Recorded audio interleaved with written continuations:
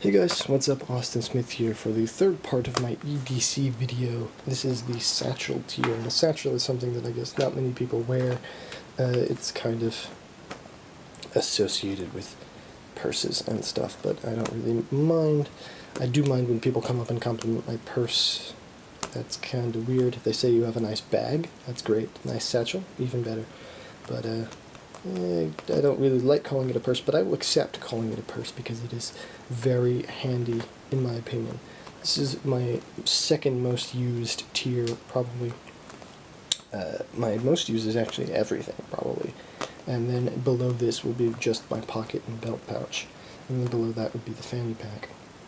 So those are my four tiers. And technically there's five, because pockets and belt pouch are separate. But for the most part, I just carry them together. Now, the way I usually do things in my EDC is, like I say, I put the lower tiers inside the higher tiers. So this particular satchel is the only satchel I own. As you can see, it's kind of got some... That was not actually part of the satchel, but it's kind of got some fibers coming off here.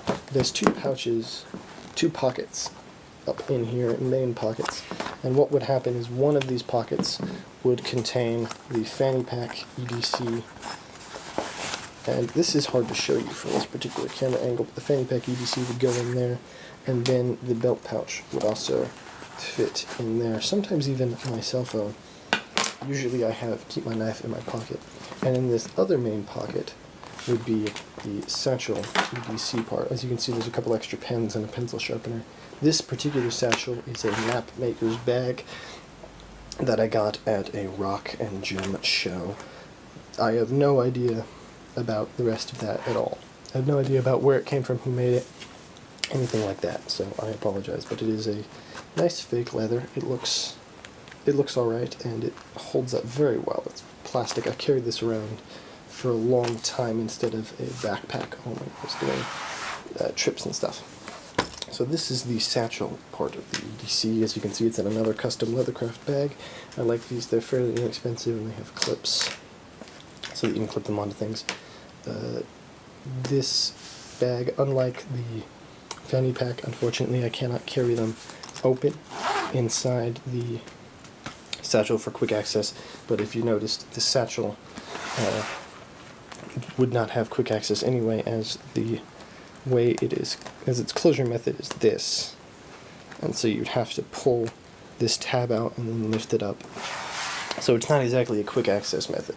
So I probably would leave my phone and stuff in my pockets. Important stuff is left in the pockets.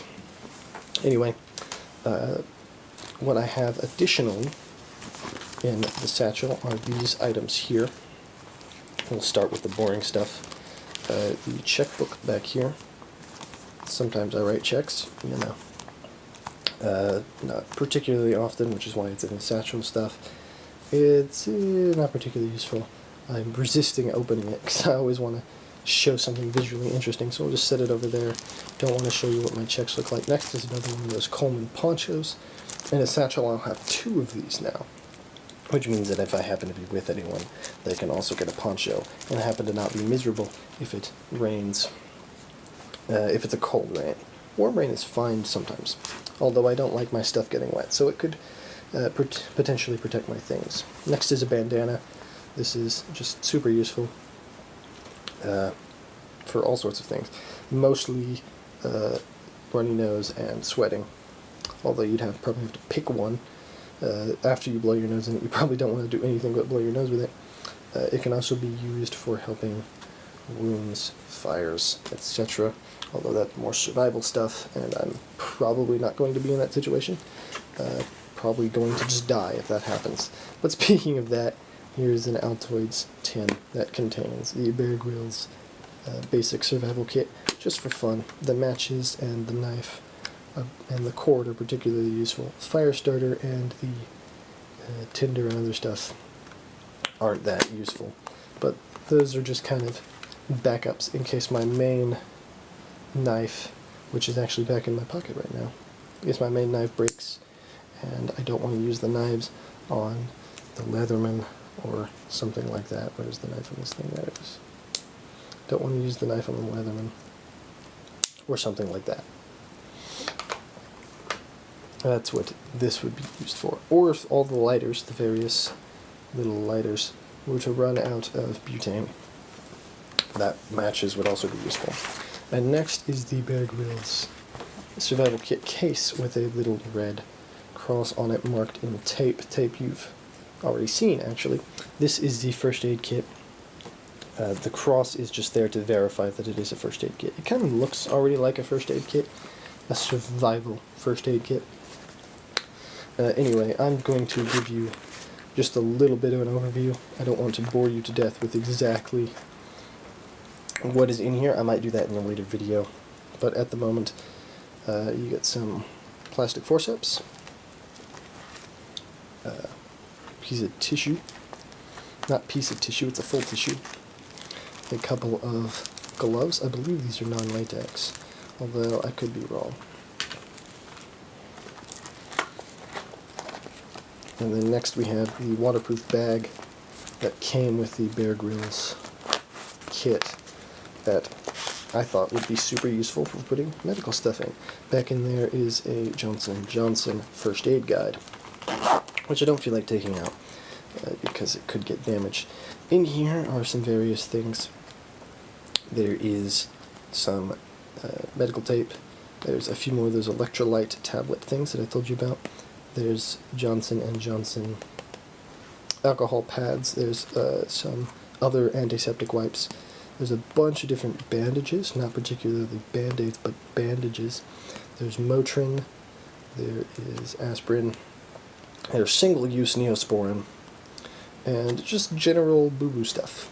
If you have, if you get hit by something, if you get a little, like a stick, not like a car, like a stick or a rock, or if you hit your head on something, again, not like a car, like I tripped and fell and hit my head on a tree or something. Although that could potentially be very dangerous. This might not help too much in that situation. But anyway, that's beside the point. This stuff can help. Generally just small cuts and scrapes and stuff. If you take a small tumble or if you play with knives too much like I do. Yeah, there's not much else in there other than that. Other than the things I mentioned, there's probably some knuckle bandages. There's a small gauze pad. Just in case you do get a bit of a bigger wound. But again, not just a standard mini type boo-boo kit. Not by any means an extensive first aid kit, but it is a little bit of first aid just in case.